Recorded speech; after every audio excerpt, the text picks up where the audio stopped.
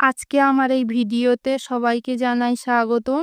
আজকে বিকালে সুন্দর একটা পেয়ারা মাখার ভিডিও নিয়ে চলে আসলাম আপনাদের মাঝে। তাহলে শুরু করা যাক এই ভিডিওটা। গুটি গুটি পায়ে চলে আসলাম পেয়ারা বাগানে। মাখা হবে তাই বাগানে চলে আসলাম পেয়ারা তুলতে।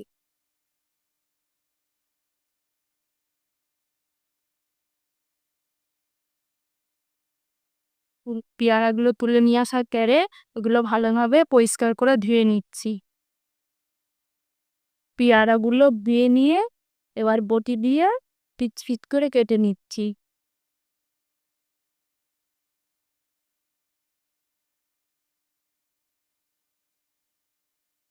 এরকম করে কেটে নিতে হবে।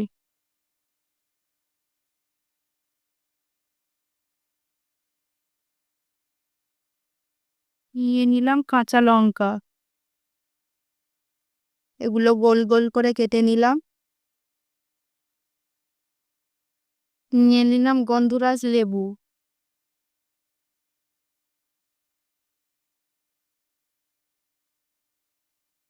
পেয়ারাগুলো পিচ পিচ করে কাটা হয়ে গিয়েছে। নিয়ে নিলাম গন্ধরাজ লেবু,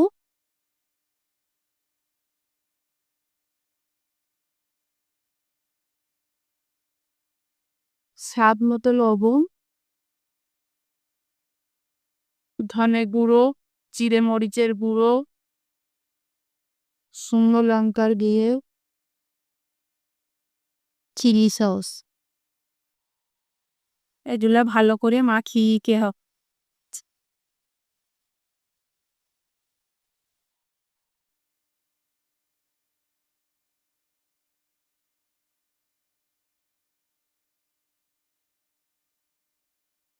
এগুলো মাখানো হয়ে গিয়েছে।